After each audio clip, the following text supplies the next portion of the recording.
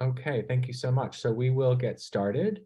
It's a pleasure to have you all here this evening for tonight's event on race, religion, and education, American history textbooks in historical perspective. My name is Matthew Engelke. I'm the director of the Institute for Religion, Culture, and Public Life here at Columbia University. And I'm just going to say a few words of housekeeping before I introduce the chair and moderator for this evening's event, Professor Ansley Erickson. But this event grew out of me reading the Chronicle of Higher Education and an article by one of our speakers there, Adam Laats, and I reached out to Adam and we had a wonderful conversation and things developed from there. And I'm just so glad to have this panel together and to have Michael Hines with us and also Ansley as well. We're addressing some very important issues tonight, issues that are of pressing interest in the contemporary moment from, I can't get Florida out of my head, but of course, the issues and the different histories of debates that go on around what gets taught and how history should be presented are much older, and we're really excited to be able to offer this kind of historical perspective this evening. So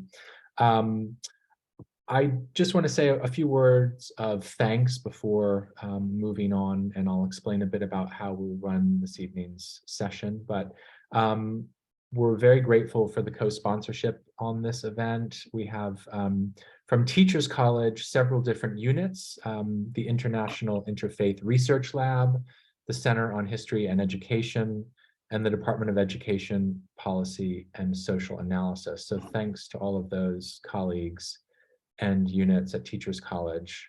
Also here on the other side of the street, if you will, at Columbia Morningside campus, we have the Center for American Studies, the Center for the Study of Ethnicity and Race, and the Department of Religion. So thanks to all of those co-sponsors. So tonight's event will run till 7 p.m. Eastern Standard Time. I think our speakers will each be talking for about 15 minutes, and then Ansley will moderate a discussion with them for about 15 to 20 minutes. But then there will be time for you in the audience to ask questions. You are able at any time during the course of the evening's events to type your question into the Q&A function at the bottom of the screen. So please feel free. If a question comes to you, you don't need to wait. You can type it in there, and Professor Erickson will be able to read some of those out at the end to Adam and to Mike. So the only other thing I want to do is thank the staff at IRCPL for their incredible help in putting this together, and then also introduce my colleague at Teachers College, Ansley Erickson. I'm especially excited for tonight's event because in my time directing IRCPL, I think this is the first time that we've done something with Teachers College, and I'm just so glad to be able to connect with colleagues and with units there. So thank you so much, Ansley, for joining us. Ansley Erickson is an associate professor of history and education policy at Teachers College. She received her BA from Brown University and her PhD here at Columbia. She is the author of a book called Making the Unequal Metropolis, School Desegregation and Its Limits, and the co-editor with Ernest Morel of a volume entitled Educating Harlem, A Century of Schooling and Resistance in a Black Community. She has many other publications and accolades, but I will leave it at that. And we are once again so grateful to her and so excited to have you all with us here tonight. So thanks very much. I'll turn it over to you, Ansley. Thank you, Matthew. Thank you for the invitation to be here and for this opportunity to work across the street, as you pointed out. I think this is a great conversation to bring people together across history and education and religion. And as you pointed out, an incredibly timely one.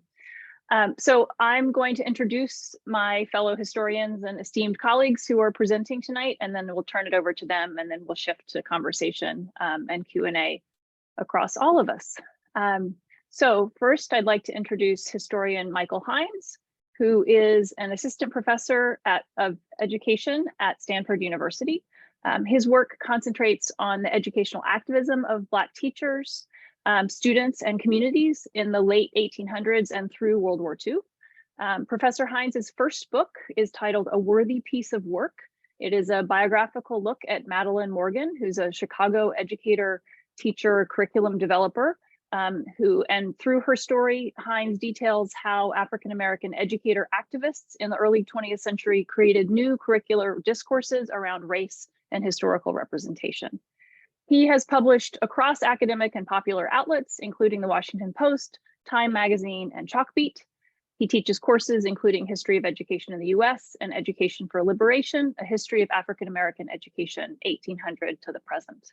And only somewhat chauvinistically, I will point out that he spent a couple of years, including key years, working on this book as a postdoctoral fellow at Teachers College. So it's lovely to be virtually back with you here in New York, Mike. So like myself and also like Mike, Professor Adam Laats is a former teacher as well. Professor Laats is a historian today, but before that taught middle school and high school for 10 years in Milwaukee before going on to earn his PhD in US history at the University of Wisconsin-Madison in 2007. Adam has written prolifically in the history of American education with a particular interest in cultural battles over schooling and curriculum, as well as the efforts of conservative Christians to shape K-12 and higher education. His most recent books are two: Creationism USA, Bridging the Impasse on Teaching Evolution, and Fundamentalist U, Keeping the Faith in American Higher Education, both from Oxford University Press. So, as you can hear from these bios, these scholars bring a lot to this conversation, and I'm looking forward to hearing from them. I want to second Matthew's reminder that you can use the Q&A at any point you want to share a question, and we'll come back to them in the discussion portion. And I think we're going to start with Adam Laats. Yes? Okay, to you, Adam. Thank you very much, Ansley, and thanks to Matthew and the Institute in Columbia and Chella for organizing it. I'm looking forward to the conversation. Dr. Hines and I started talking in Baltimore about these kinds of topics, and when Matthew said, let's put together a panel, I called Mike right away, and I'm happy to be able to re-engage in this conversation here. And thanks to all of you for being here. I don't see you, but it'd be great to see you. It's nice to be with you. So as we started talking about everyone, including us, we can't stop talking about Florida when it comes to history and textbooks and which history schools will use. And a lot of us, especially if I'm a history teacher, you might remember the same story happened in 2015 with the AP US history standards. There was no Ron DeSantis, but the other players were really similar, and the story played out in a lot of similar ways. But this afternoon, I'd like to talk a little bit about a different angle, an important angle, I think, maybe even more important, about this kind of textbook battle. Not just blocking and banning by white conservatives. They've always done a lot more than just block and ban. And on the other side, too, certainly African-American scholars haven't been waiting for the College Board to put together a curriculum, as we'll talk about tonight. There's always been a lot more going on, and some of it long-term, I think, is more important. So what I'd like to talk about is one half, how conservative institutions, white conservative institutions, have tried to push in to publicly funded schools, push in this case, with content, curriculum, textbooks that they prefer. And I'm going to start almost now, but just last year, 2022. 2022 was a real 1-2 punch for these issues. The first was Hillsdale College in Michigan to push its conservative history curriculum into a network of charter schools.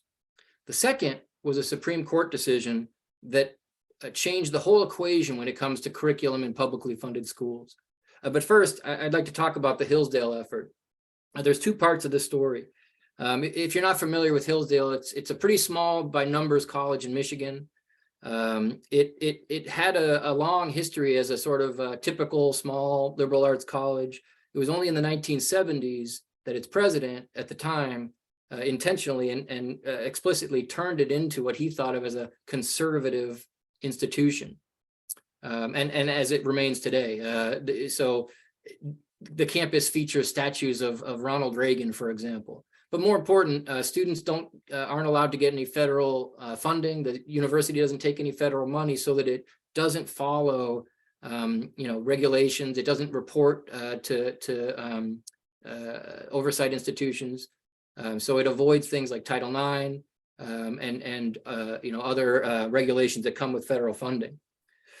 And for years, Hillsdale has made an alternative history curriculum. They call it the 1776 curriculum, and this precedes the 1776 commission of our former President Trump. There were for a longer time, Hillsdale had been making the 1776 curriculum.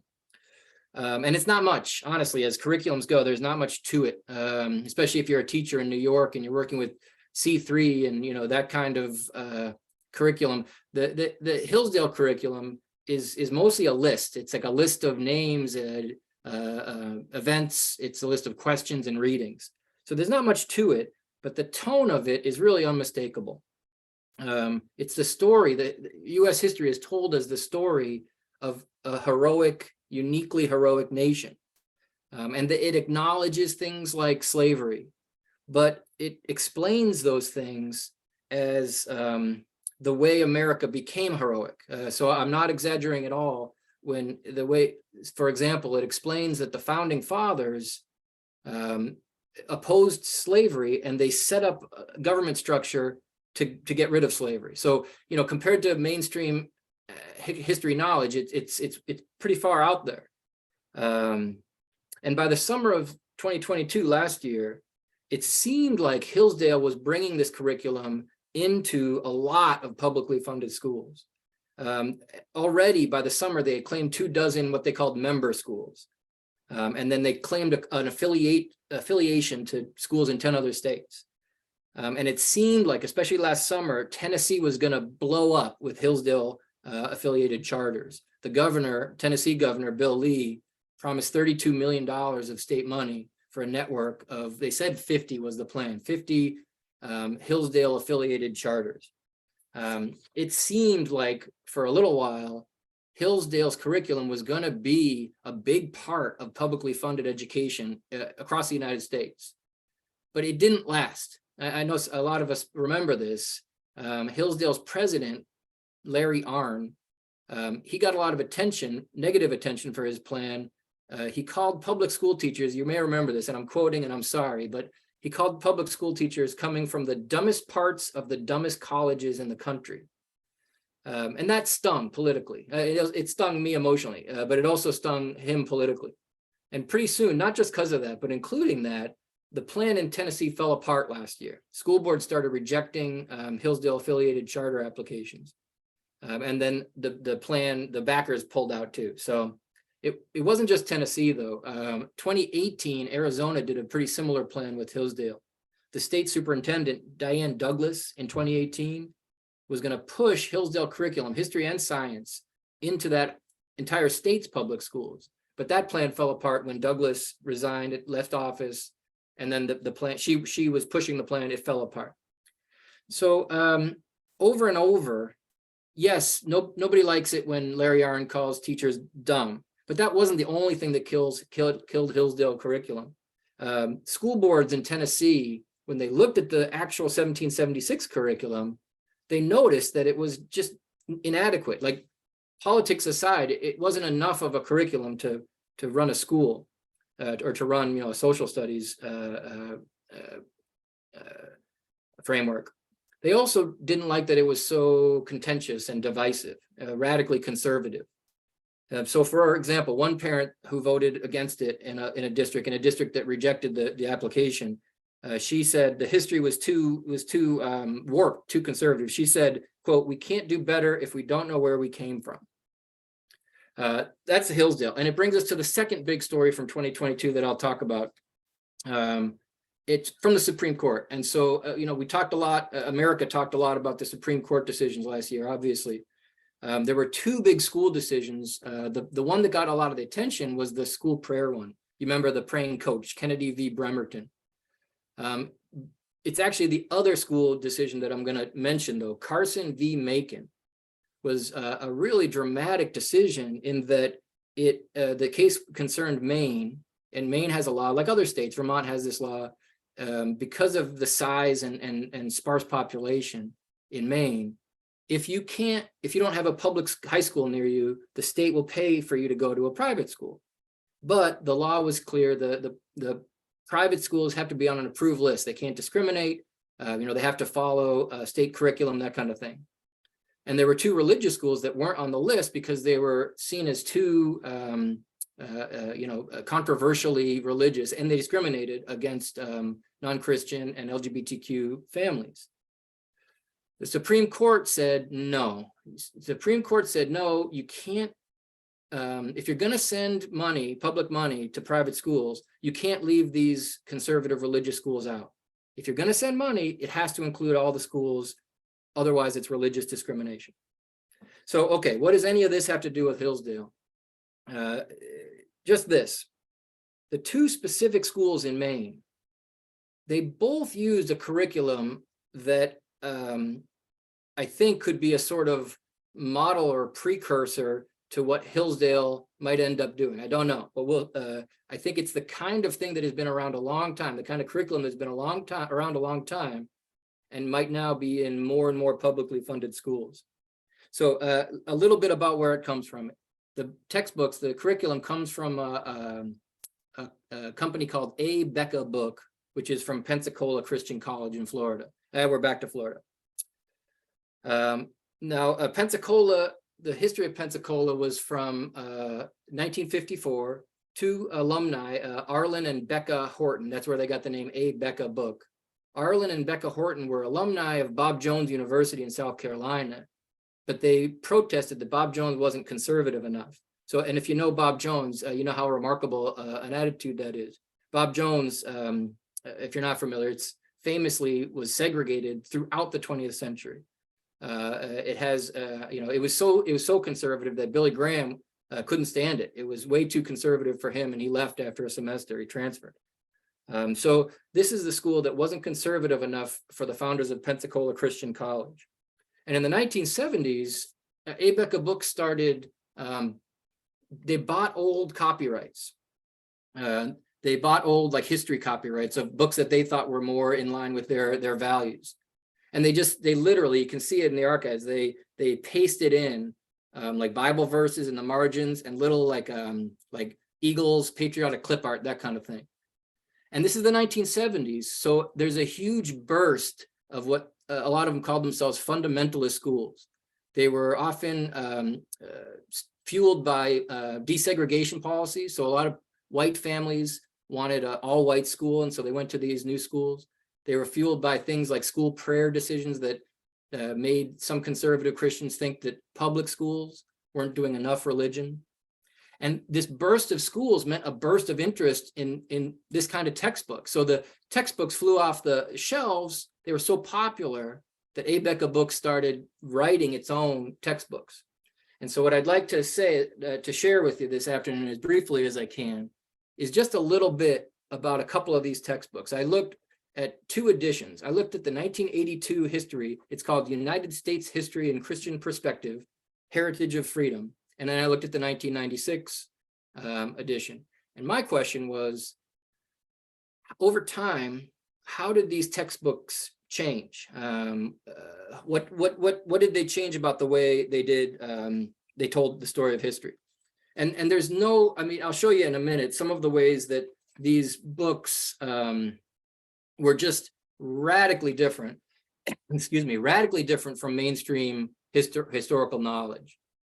So for example, and I apologize, it's pretty offensive stuff, but the early editions, for example, when explaining indigenous cultures, it said that, quote, Indians worshipped anything which they could not explain. And then over time, I was curious to see if these books would get more aligned with mainstream knowledge. And in fact, they do the opposite. In 1996, the author said that, quote, superstition kept the Indians from working together to develop the land in which they lived. So not only is it terrible, offensive attitudes, it's also just, really, really bad history. And over time, in a lot of ways, things got more remarkably, radically different.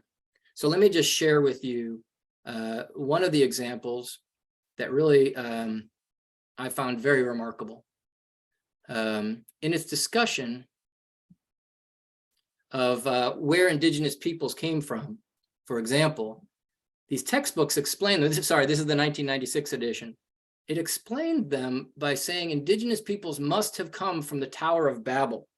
When the Tower of Babel fell, Indigenous people, all people, according to the textbook, had to, leave around the world. Indigenous peoples, and this is the quote only from the 1996 edition. They added this into the 1996 edition. This is the quote, over 6,000 years ago, after the Great Flood, God caused the people of the world to speak many different languages and scattered them from the Tower of Babel upon the face of all the earth. Genesis chapter 11, verse 9. And similarly, so this is one of the things that sort of takes your breath away with how radically different this is from mainstream historical knowledge.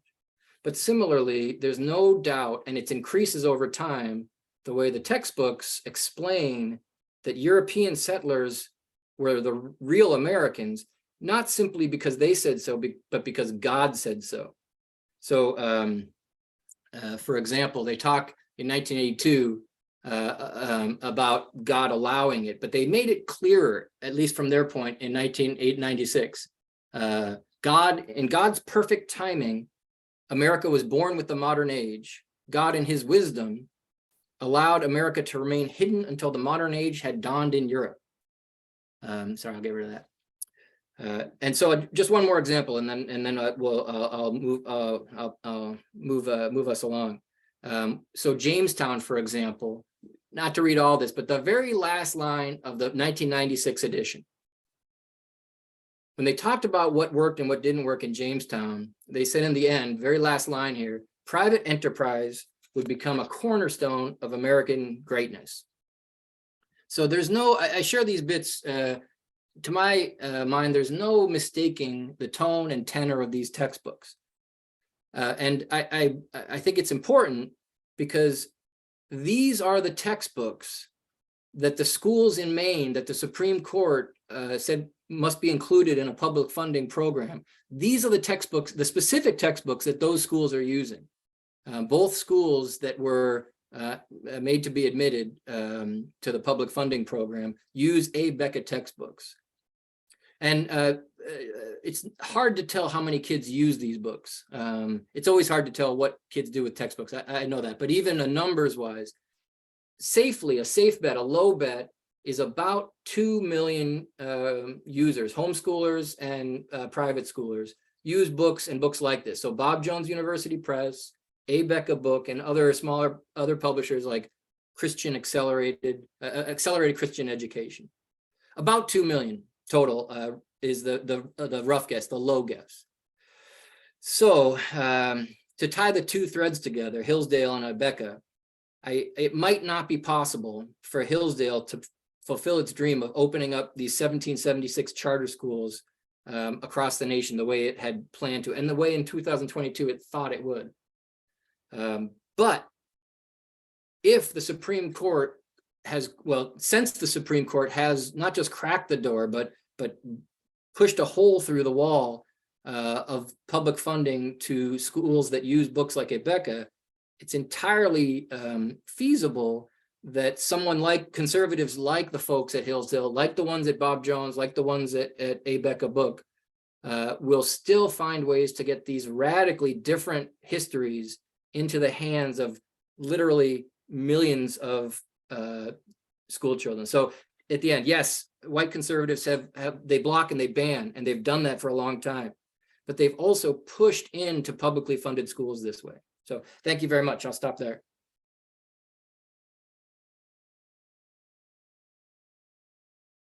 you so much, Adam.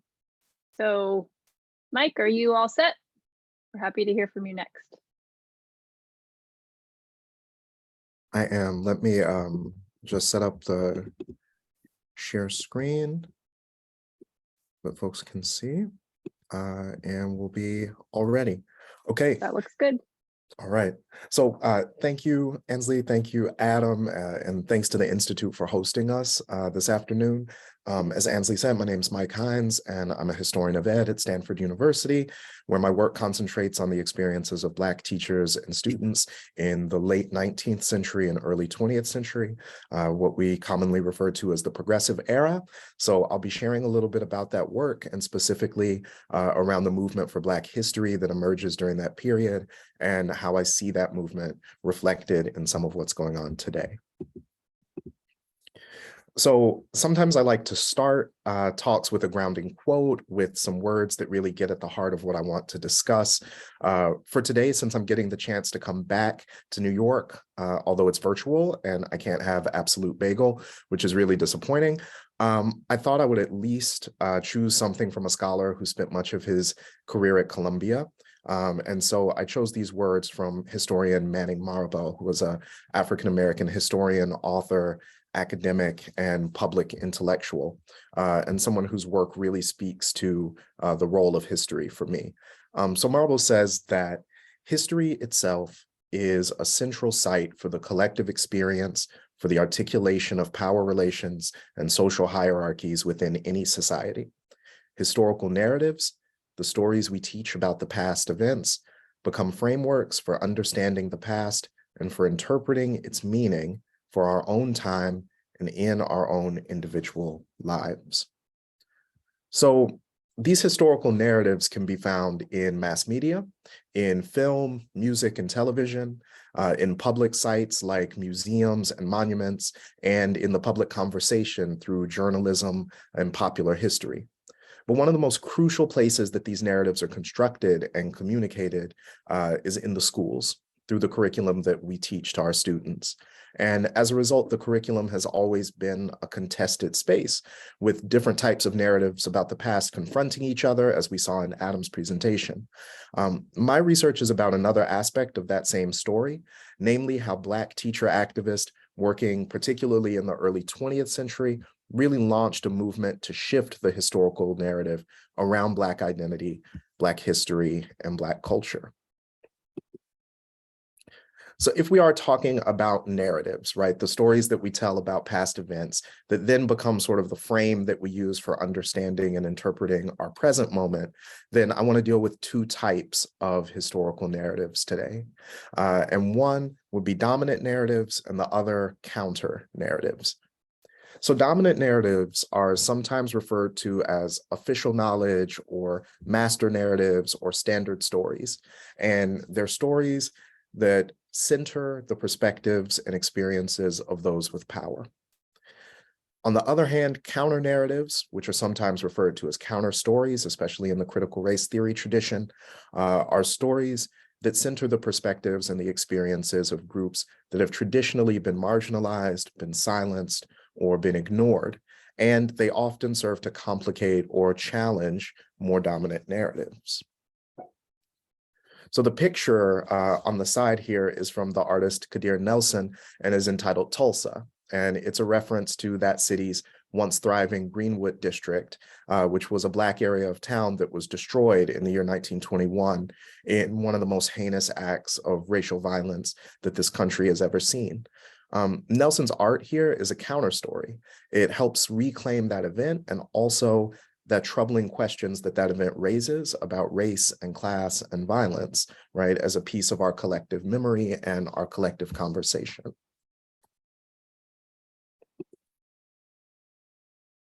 So unfortunately, stories like Greenwood are largely unknown to many of us, even if we've completed years of public schooling, even if we've taken many courses in history. And that's because the dominant narrative of American history, especially as it emerged in the late 19th and early 20th century, was deeply rooted in racism, nativism, xenophobia, and white supremacy in ways that made those stories almost impossible to tell. And schools rather than confronting all of these problems, often echoed the same prejudices. Even more dangerously, they often lent those prejudices the veneer of scientific truth. Textbooks were particularly effective vehicles for racist depictions, and they worked, as the NAACP put it as early as 1939, as the germ carriers of vicious propaganda against Black citizens. Because they spoke with the weight of what one historian of education, David Tyack, has called state-sponsored civic truth, textbooks appeared to be objective, neutral, and authoritative, which made the narratives that they communicated harder to assail. So the history that was taught in American schools was traditionally one in which Black Americans played no significant part. As scholar Anthony Brown has stated, typical school knowledge often silenced, omitted, truncated, or inaccurately rendered the Black American historical experience. And there are parallels to that, of course, today. So the racism that was embedded in those early social studies texts were a huge concern for Black scholars, Black educators, and activists. Black educators realized that the material that was being presented in American classrooms was providing the intellectual justification for political and social disenfranchisement. And in order to change that and to challenge these depictions, Black intellectuals worked to create counter-narratives that emphasized Black humanity and agency and asserted the centrality of the Black experience within American history and within the larger history of the world. So from the 19th century onward, Black educators like Leela Amos Pendleton, Nannie Helen Burroughs, and Anna Julia Cooper wrote works that were aimed at offering a corrective to the dominant narrative about Black Americans. As early as 1890, Edward Johnson, a teacher and administrator in North Carolina, wrote A School History of the Negro Race in America. He was convinced that, quote, "the Negro is hardly given passing notice in many of the histories taught in schools." And he wrote to, quote, "give Black children access to the brave deeds and noble characters of their own race." Following that, W.E.B. Du Bois and Jessie Redmond Fawcett of the NAACP added to that effort in the early 20th century with the publication of the Brownies book, which is the background for this slide. The Brownies book was the first popular magazine written for Black youth, and its aim was to make Black children, quote, "realize that being colored is a normal and beautiful thing, and make all youth familiar with the story and achievements of the Negro race." And by the 1930s and 1940s, these sort of disparate efforts were being organized, refined, and expanded, right? And one of the figures that was central to this movement was, of course, Carter G. Woodson, the Harvard-trained historian and the father of Negro history. It's really Woodson that professionalizes and popularizes the study of the Black past. He creates the Association for the Study of Negro Life and History, the Journal of Negro History, and the Negro History Bulletin, and sponsors a yearly Negro History Week, which we now know as Black History Month, right? The month that we're in right now. So Woodson and his co-authors also write books for the schools with titles like The Negro in Our History and The Story of the Negro Retold. So taken together, all of those efforts represent a separate educational tradition, right? Something of an alternative Black curriculum that's meant to offer a more accurate depiction of US and world history.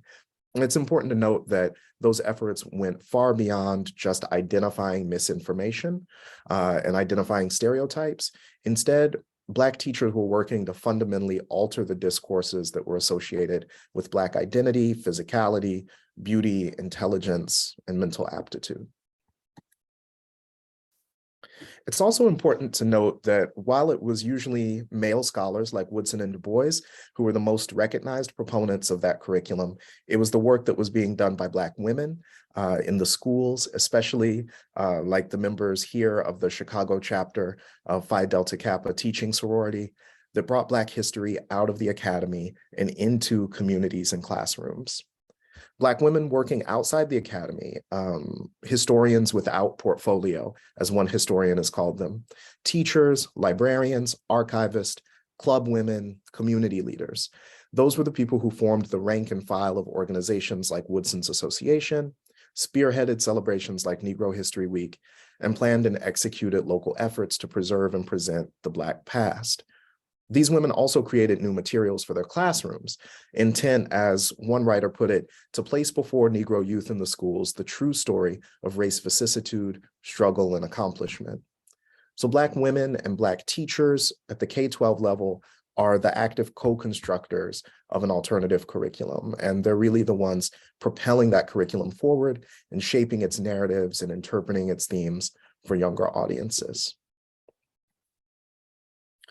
So in my book, A Worthy Piece of Work, which is part biography, part educational history, I tell the story of one of these educator activists, right? Madeleine Morgan, who was a teacher in Chicago in the mid-20th century.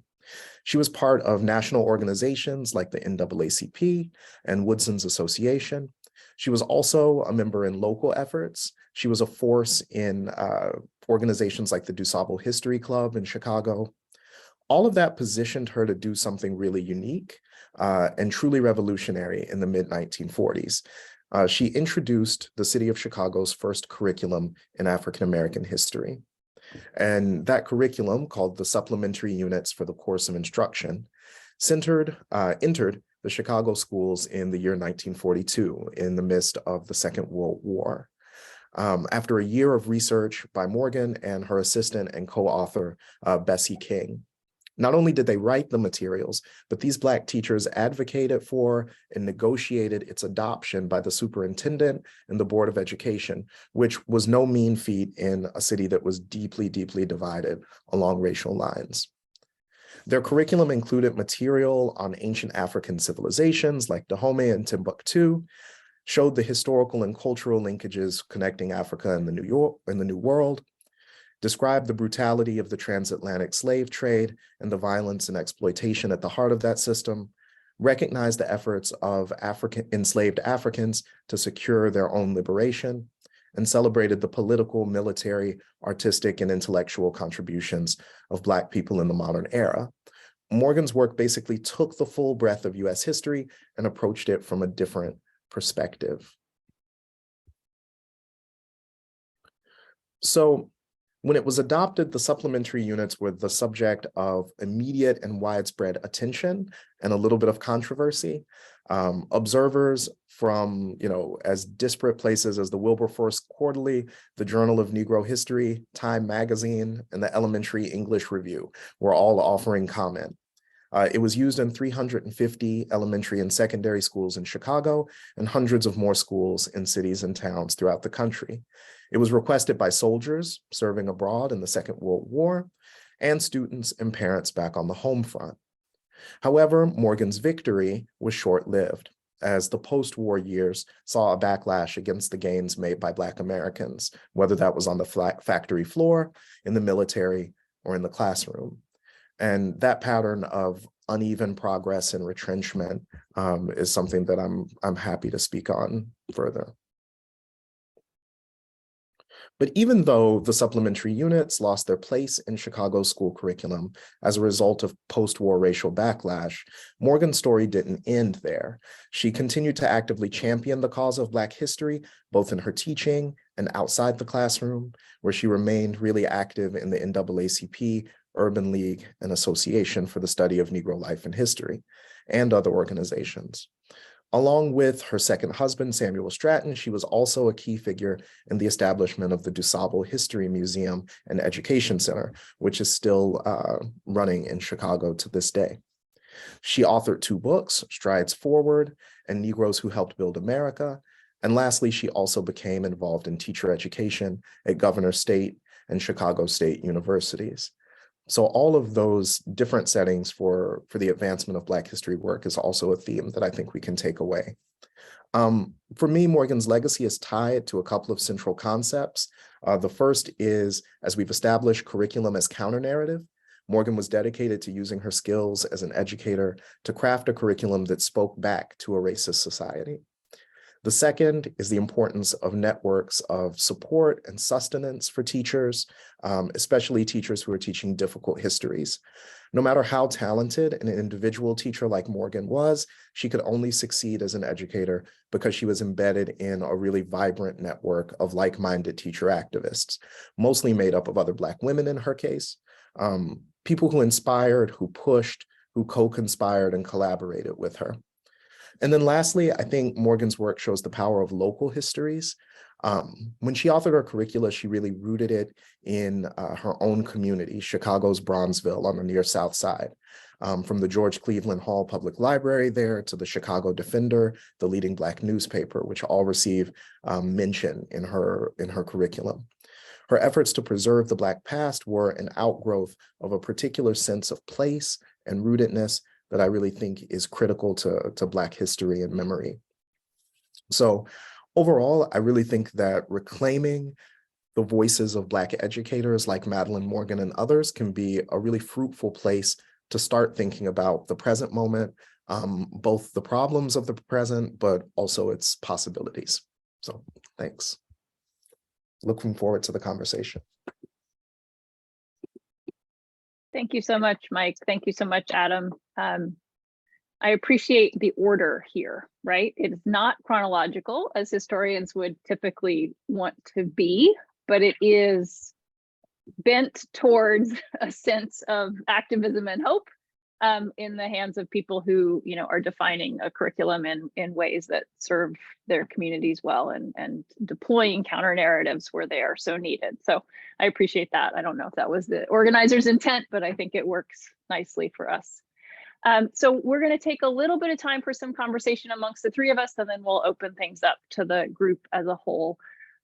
So I have to ask the question that, we've sort of glanced by, but need to address directly. I'm sure for lots of people watching who are thinking about the contemporary context, we've got Florida on our mind, right? So to give you a very quick summary, in case you've managed not to absorb this, the College Board, which generates AP curriculum for across the nation in a variety of subjects, moved a few years ago to create an African American studies curriculum at the AP level. And as of, exactly the timeline of this is under some dispute, but let's just say that as of February of this year, the state of Florida had announced publicly that it would refuse to adopt the College Board's AP African American Studies curriculum for use in the state of Florida, signaling a kind of, a commentary on that curriculum and describing it as, in my somewhat gentler paraphrase than their words, both inaccurate and illegal. That reference to illegality is a connection to Florida's very restrictive, to use Adam's framing, block and ban legislation that's in place called the Stop Woke Act. And so we have here an example of a conservative governor and a conservative state Department of Education in a conservative state refusing one example of a curriculum that, at least in some representations, is intended to center African American lives and history and to make that part of the curriculum, right? So Florida has said no. So how do you, as people who do the kind of work that you were just describing, Adam and Mike, how do you hear the public discourse about this controversy, right? And what do you think is missing from that conversation, right? Either from the work that you just presented to us or from other parts of your work that you'd like to bring into the conversation. What should we be talking about when we think about Florida and the AP controversy that we're not yet talking about?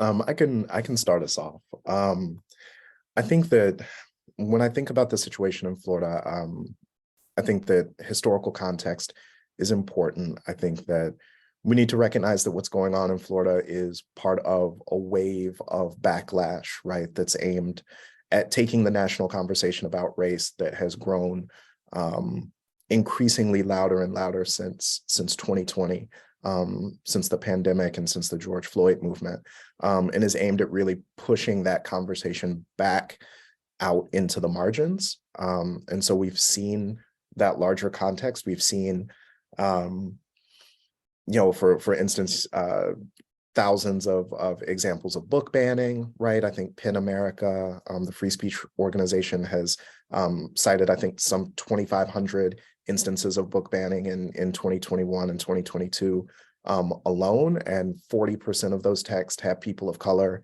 as their main characters or protagonists. 21% of those dealt with issues of race and racism. And I think importantly for our conversation too, because of the sort of multiple intersecting nature of these attacks, 40% of those texts also had LGBTQ characters or themes in them, right? So I think it's really important to see that larger context, that this is something, Florida is a flashpoint, but the same laws that they're drawing on in Florida have been enacted or proposed in dozens of states. So this is a wider battle, and it's a wider movement. I think in Florida, it's maybe particularly galling because it's being done in such sort of a crass, overt way, right?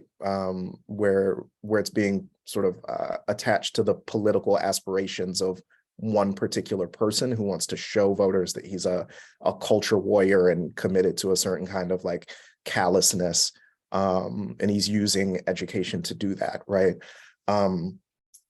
At the same time, I do have some worries that we're missing some parts of this conversation that are really necessary.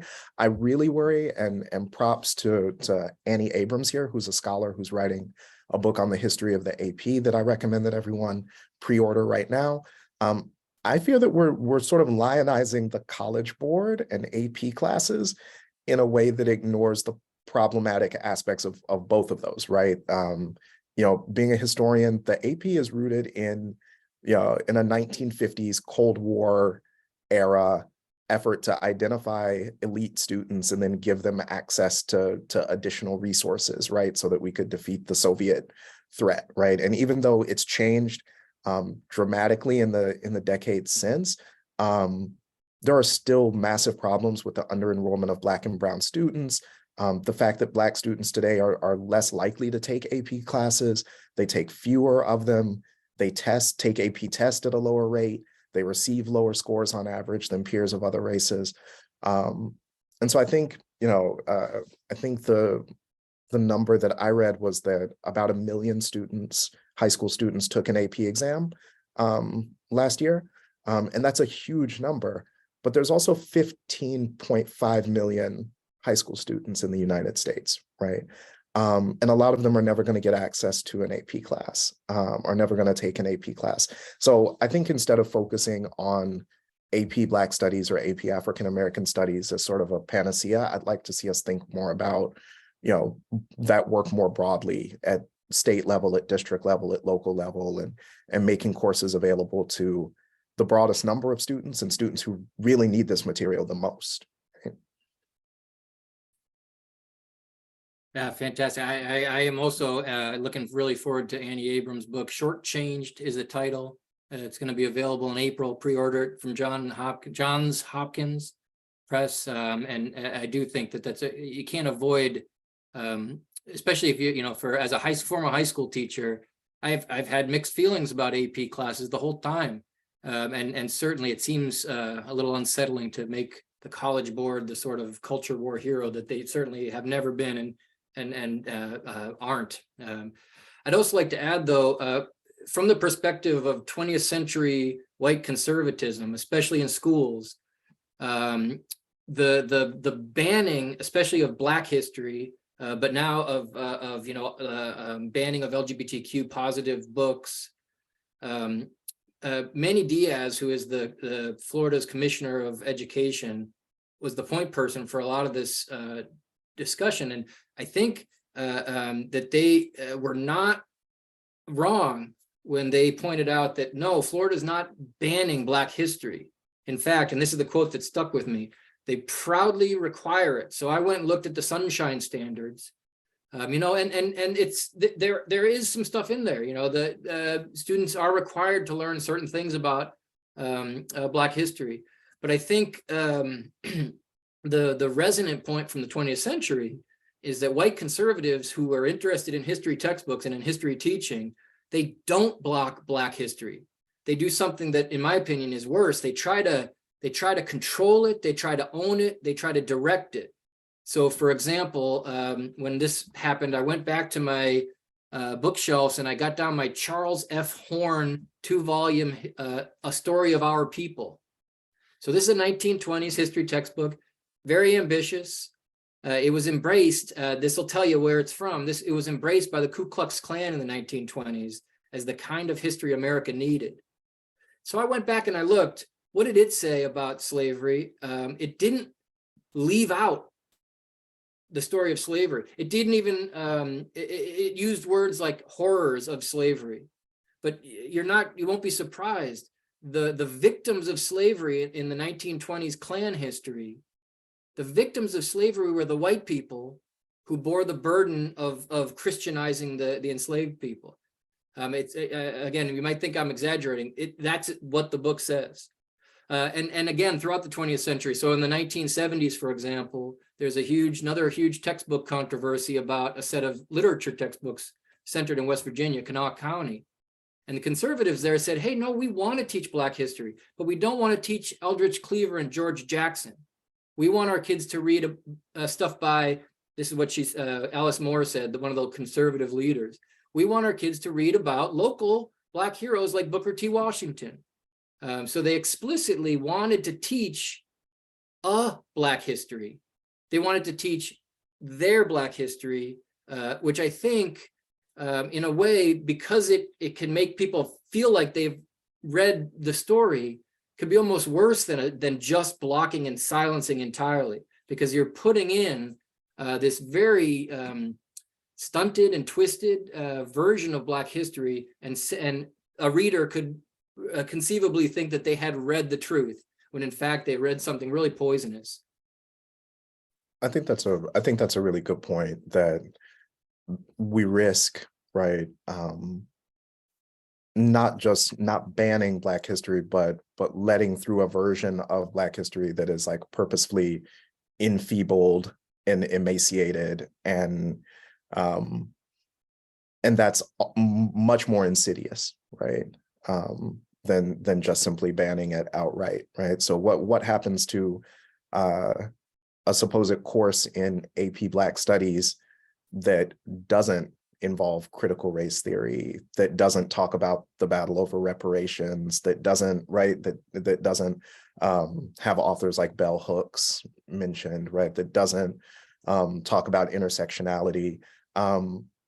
Is that still Black history? Is that still Black studies, right? Or is that something else, something that's been sort of corralled and cordoned off and sanitized in a way that really removes its sort of liberatory potential from it, right?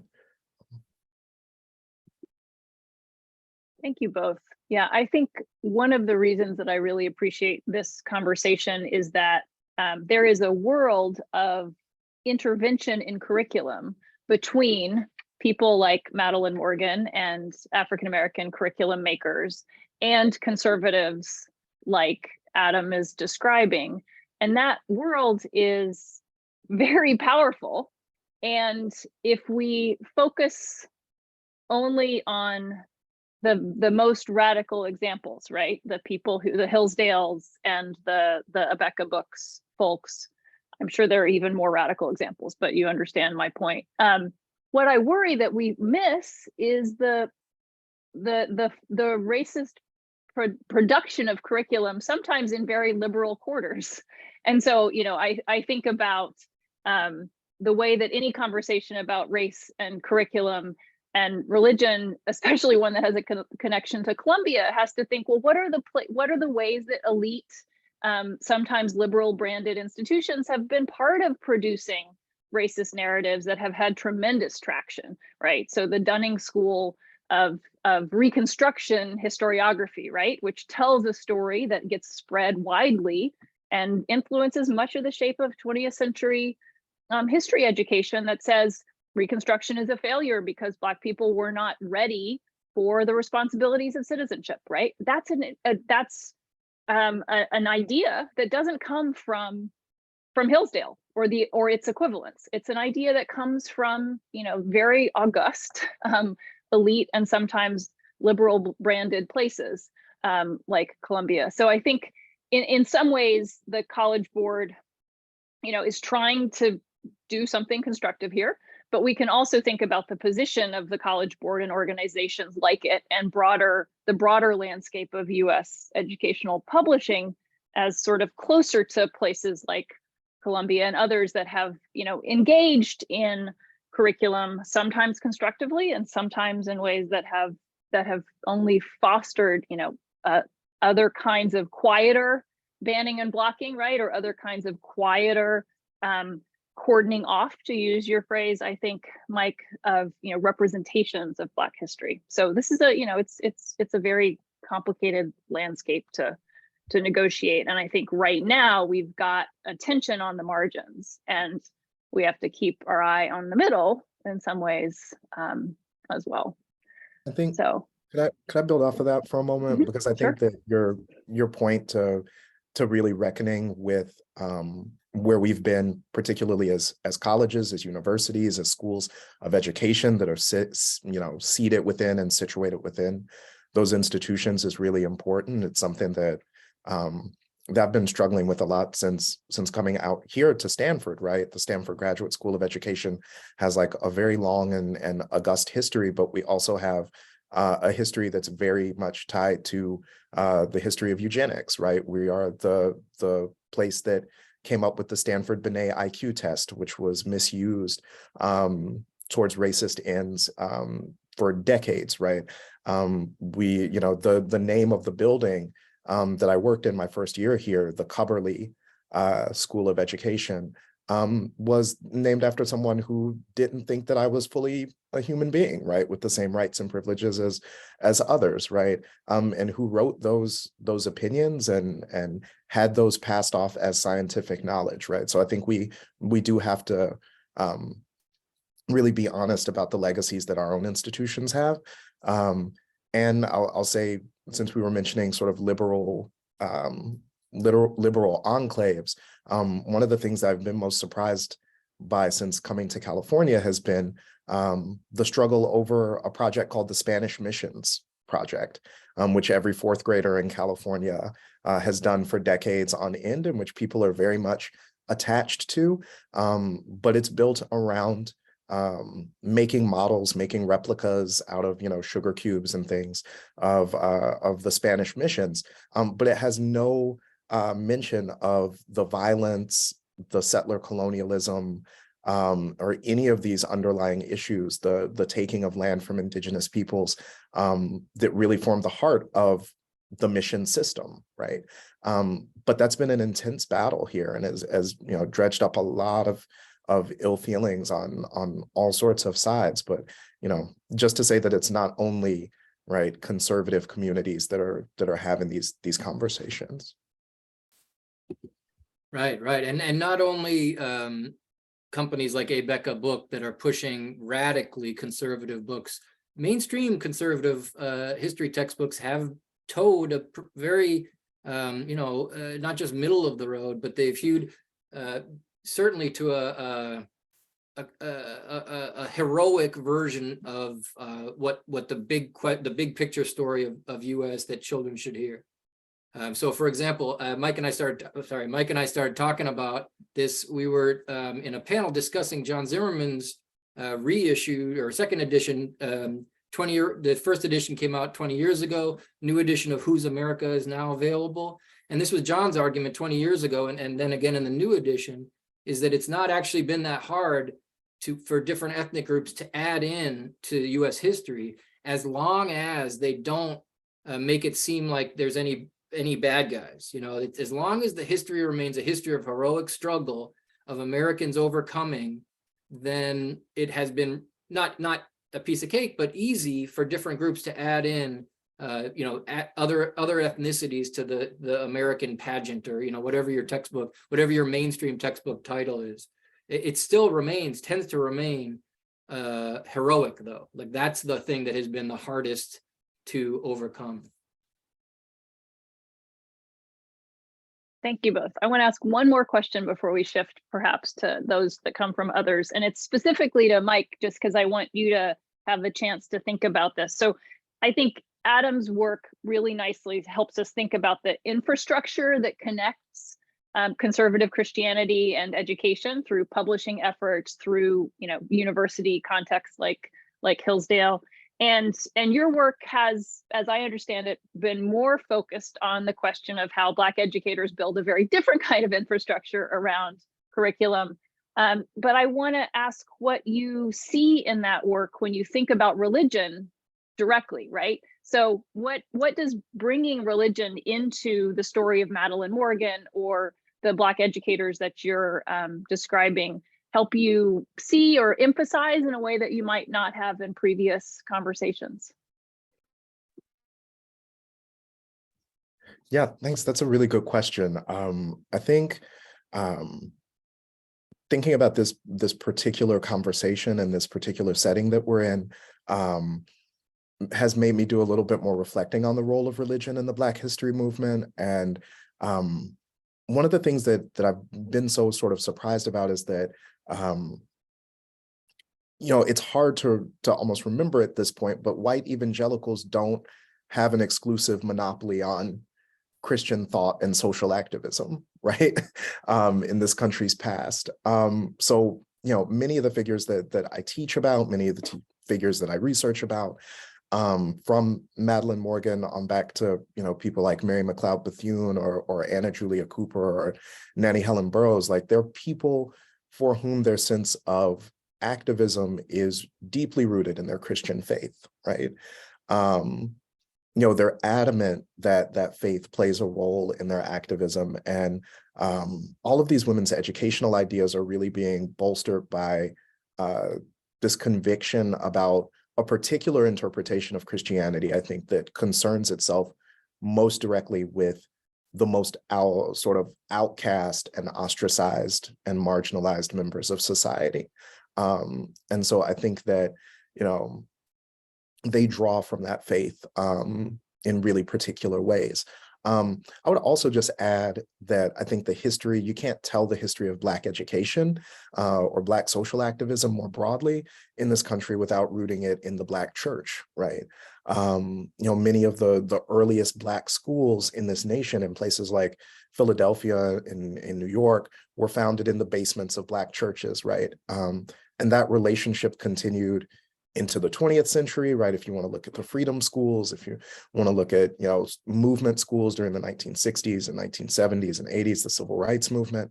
And that relationship sort of maps onto the present as well. I think that, a lot of times we talk about academic associations or teachers groups or sororities and fraternities or, teachers organizations and unions as places where sort of Black educational activism happens, but the sort of rudiment, the foundation for all of those other sites is and has been and continues to be in a lot of ways the Black church.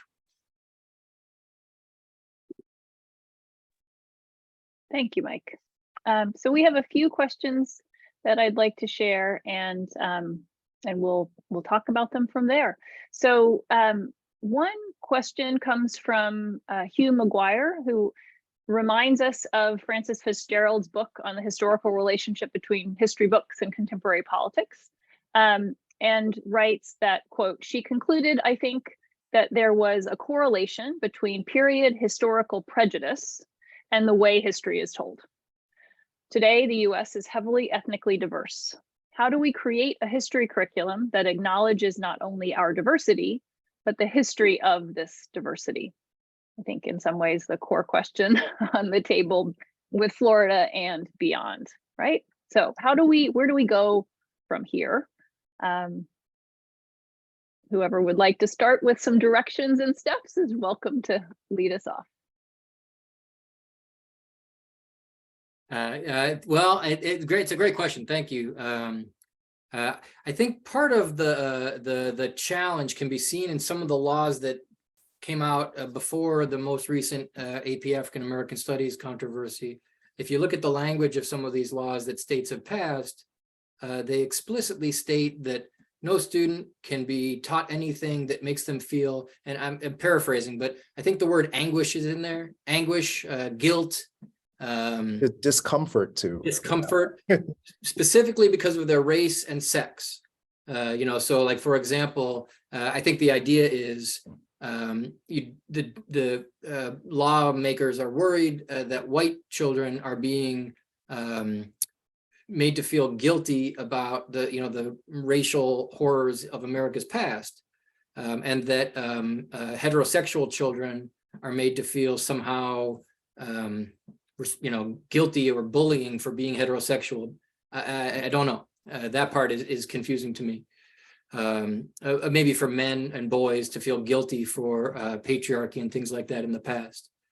So can the United States create a history curriculum that acknowledges not only our diversity, but the history of this diversity? I think the real question or the real challenge comes with figuring out our pronouns, and not, like he, her, him, but like we, us, and them. So the standard narrative, even I work in a lot of high schools, and they're in New York, and the textbooks, they're made by well-meaning people who really want to help students learn history, but the main story is still the story of the origins of white America. Other people are included and added, but the we is white Americans. For a while they were in England, so it's not even a history of America, it's the history of people coming to this geography, but it's the history of a sense of a certain identity, that a certain sense of who we are, that's really rooted in the British and other European colonial story, and moves west. Don't get me wrong, I know a lot of really smart people and with good intentions make textbooks that try to challenge this, but the underlying story, even how United States history is framed as a class in high school curriculums, is based around this notion of how the U.S. government came to become the United States, made up of white people. So how do we do it? It's a tough one, but I think the real challenge is to do more profound interventions that help students see that when they say we or us or them, to challenge that and to say who is the we, who is the them, and when we speak about it in 2023 and we talk about the past, who do you think the main characters of this American history are? That'd be my 2 cents. Yeah, I want to build up that. That was such an excellent answer. I think that one of the things that you pointed out is that there's a we that's usually, I think that it's usually assumed, and it usually goes unquestioned and unchallenged because it's often unstated, right? I can remember the history books that I grew up reading in Kentucky and Illinois in the 90s and early 2000s, and they would have these sort of innocuous statements like, Indigenous peoples, they wouldn't use that term, but they'd say, Native Americans, tragically lost their lands. But there'd be no one who took those lands from them, right? In that sentence, right? So there's always this sort of unstated actor that's in these texts. And I think that what your comment helps us do is talk about who's the assumed we, right? Whose perspective are we telling this story from, even if we don't come out and say it, right? Because it has been focused on or centered around white European history, a history of the nation as told through that particular lens. And so I guess what we're called to do is help our students become comfortable with a multiplicity of different histories or different angles from which history can be told, right? At different vantages and viewpoints and sort of thinking about it, a tip that I got in writing was to always think of whose shoulder we're looking over when we're seeing whatever scene, right? Whose perspective are we working from? And getting students to see from multiple perspectives, to see the same events the same historical actions from different perspectives, I think is really key. And I think that only happens though if we do something else that's more fundamental, which is that we have to have a lot more faith in the abilities of our students. And I know we've all been teachers at the K-12 level.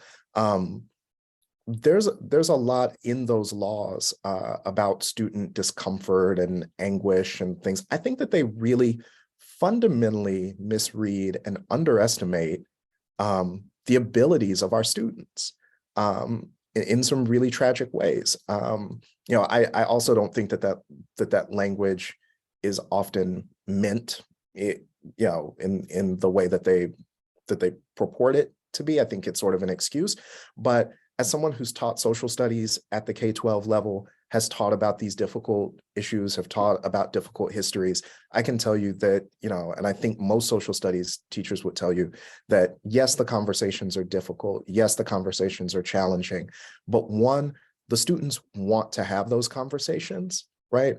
Because those are conversations that are going on in the broader society anyway.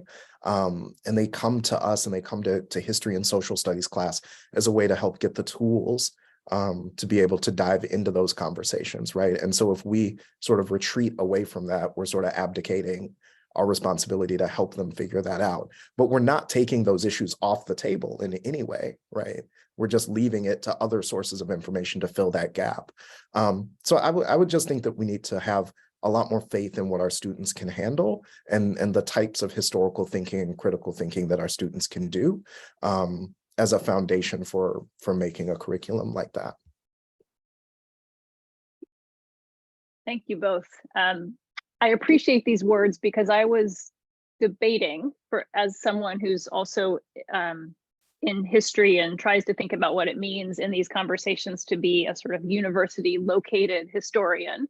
About the way that sometimes, and I think even in this conversation tonight, we talk about dominant narratives and counter narratives or marginal positions or way out there positions, but don't say anything is wrong, right? Don't say, you know what, like, no, that did not happen. And so while I will continue to debate whether or how historians formally appointed should weigh in within that idiom, I think the reminder that we should trust kids in classrooms to find, to think critically about what they're consuming is a really crucial one as well, right? So thank you both for that.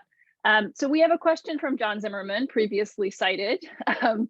And it references two pieces of recent conversation that you may not have been able to consume yet. I haven't, but I will try to describe the question. And the core of it is about thinking about the difference between teaching about a subject and indoctrinating on that subject, right? And John points us to John McWhorter's column today, which it seems like from his representation, I haven't read it, criticizes the AP African American Studies curriculum as itself representing some ideological bias and therefore leaning towards indoctrination rather than education. But I think what we can do here, even if we haven't read these texts, is to just think a little bit together about that question, right? How do you understand those lines? Is that a useful line in your own thinking? How do we navigate that in this conversation?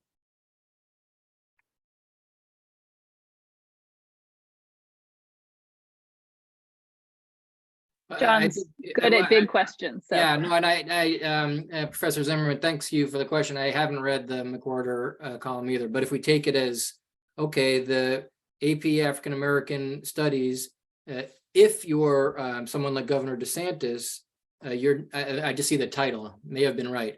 If you're someone like that, you're not wrong to say that this curriculum sets out to indoctrinate students, because part, at least, of the intention is to say, hey, this is maybe in part at least a corrective curriculum, something that will give students a fuller, richer understanding of fundamental historic truths. I think more to the point is how the notion of teaching as indoctrination is always been 100% the go-to card, left and right, throughout school debates, for at least 100 years. So, I'm thinking of, in the 1930s, when the U.S. Congress passed a law banning this is back when Congress controlled DC public schools. They banned the mention by teachers of the word or idea of communism. And I think the sentiment back then, similar to the sentiment we're seeing in the headlines these days, is that some ideas, Black Lives Matter, for example, communism, that by hearing that idea, students will be somehow transformed by it from that perspective in a negative way. And certainly from the left too, as again, I haven't read the column, but maybe referred to in the column, is a sense that, educational issues like, say, the ABECA textbooks, for example, are strictly indoctrination, not education. I think it might be a helpful thing to clarify that, some elements certainly of all formal education has to include an intention to change young people. So if that's the definition of indoctrination, then yep, we can't escape accusations of indoctrination. But I think that's a weak definition. I think what people struggle with is to accuse anything that they don't agree with politically, any idea in a school that they don't agree with politically, as having to only be indoctrination, instead of, as Professor Zimmerman says, there's a huge way to teach students about everything without necessarily insisting that they, or even suggesting that they adopt any religious or political belief. But it's a great question. Thank you, John. Yeah, I thank you for the question as well, and Adam, thanks for that answer. I think that I'd agree wholeheartedly that that sort of that the charge of indoctrination has been tossed about for decades, for as long as there's been a school system in the United States and even before. I think that it's tricky because education is inevitably always everywhere sort of mired in politics, because we're dealing with what sort of world we want to create, right? And what sort of aims and aspirations we have for our society. I don't think that means that we have to indoctrinate students to believe one set of facts or one set of feelings about any particular subject. I think that at its best, what education can do is, like I said, open up students to a multiplicity of different viewpoints, right? And equip students with certain tools and dispositions so that they can do that sort of digging on their own. That's a really difficult thing to do. I'm not sure of very many examples where it's been done perfectly in the history of education, but that's our aim, right? Is to give students the tools to figure it out on their own, give them the types of dispositions and attitudes that will be helpful in that sort of effort. And I think that the biggest danger to that is, and Adam, you pointed to this too, the biggest danger to that is deciding that some ideas, whether they be from the left or the right, are too dangerous to even come into the conversation, right? Too dangerous to teach, too dangerous to discuss, right? And when you start ruling out ideas on those grounds, I think you start getting to a really dangerous place. If I could just jump back in, I'm wondering if David Lowenthal's old distinction about history and heritage is a little helpful, because as he argued, I mean, gosh, a long time ago, what he called heritage was an intentional attempt to use the past to infuse people, in this case, children, with like a specific emotional or political or religious agenda. history, as Lowenthal framed it, also it's also biased. It can't not be biased. The big difference is that history acknowledges the bias and recognizes it, understands it can't get away from it, and yet tries its best to create something that is as true as possible. Whereas heritage takes the past and intentionally uses it to do X, Y, or Z. So, indoctrination, charges of indoctrination, I think are a type of sort of what Lowenthal might call a heritage move. You're accusing whoever you don't agree with of doing heritage, while you presumably would be the historical one. I don't know if that helps, but it popped.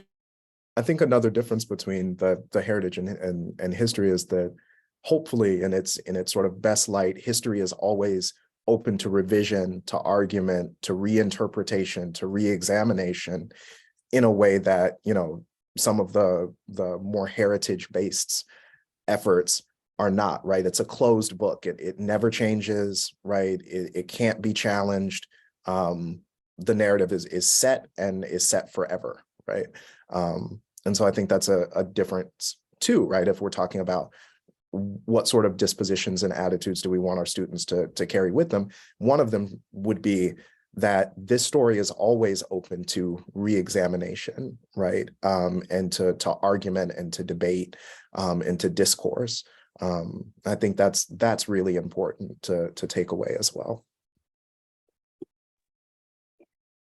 And it's notable, given this wonderful conversation about all the nuanced decision-making that happens, right, at the level of curriculum makers and imaginers, Madeleine Morgan and others, or the College Board, et cetera, the kinds of dispositions and subtle reasoning that we're hoping young people have, that there's a group of people that we haven't really talked about, which are the teachers, right, who are tasked with navigating this complicated, nuanced work every day in the most intimate of settings, right, in the classroom.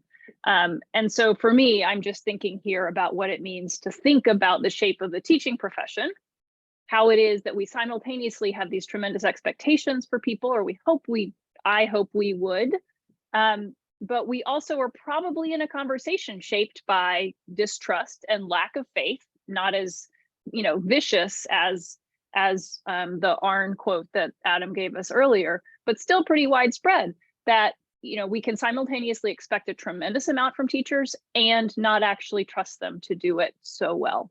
And so that dynamic, I think, is part of what's inseparably in the background of this conversation as well. So I actually don't want to frame that as a question, because I want to share one more question from the audience before we run out of time. So Lisa Monroe asks us to consider what historical examples could come into the Black history curriculum in the public schools and effectively reframe and do the work that we're talking about curriculum as being able to do.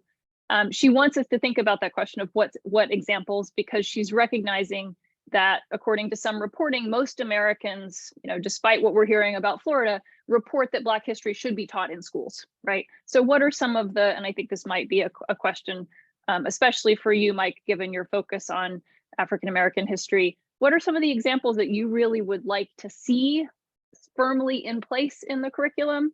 And I think that would be a great place possibly for us to close. Well, thanks for the question. It's a really good one. I hadn't given too much thought to particular examples or historical moments that I would like to see in the curriculum, but I think that where my mind immediately goes is first, and this might be unexpected, but I would hope and would like to see stories of Black life in the sort of more quotidian sense. I'd see stories of struggle and stories of great deeds and stories of sort of momentous moments, but I think sometimes missing in our histories of Black people in this country are the stories of working class folks, the stories of everyday folks. I'm working right now with the Newberry Library in Chicago to craft curricula around the Great Migration.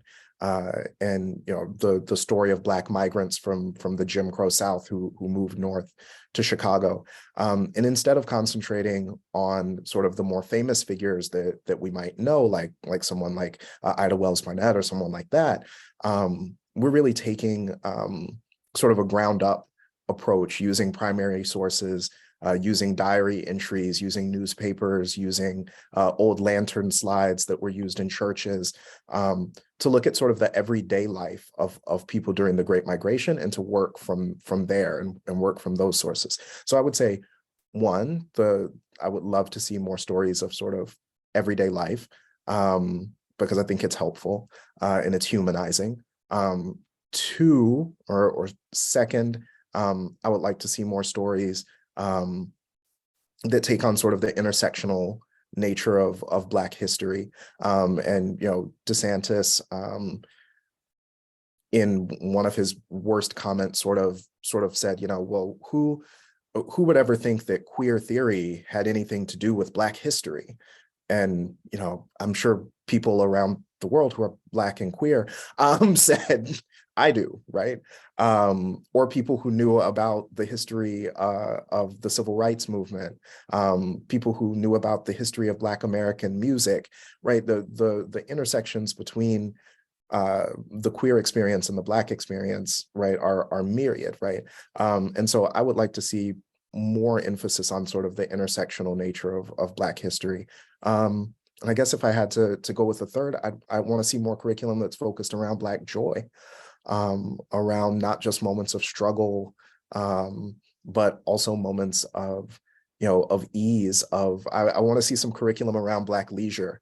I want to see some curriculum around Black joy. And so I think that all of those would be starting places for me, or at least starting thoughts. Thanks so much, Mike. I want to make sure both of you have the chance to add any last thoughts that you think we should have touched upon before we say goodnight. Adam, any? No? Okay. All right. Well, it's 7 o'clock on the dot. The Riverside bells are ringing. And so I'm going to say goodnight. Thank you both, Adam and Mike. Thank you, Matthew, for bringing us all together. Thanks for the great questions in the chat. I'm sorry we didn't get to all of them, and maybe not in exactly the way you might have hoped, but it was a rich conversation, and I'm grateful for all that I've learned. Thanks, everybody. Have a great night. Thank you all. Thank you so much, Ansley and Mike and Adam, and thank you all for coming.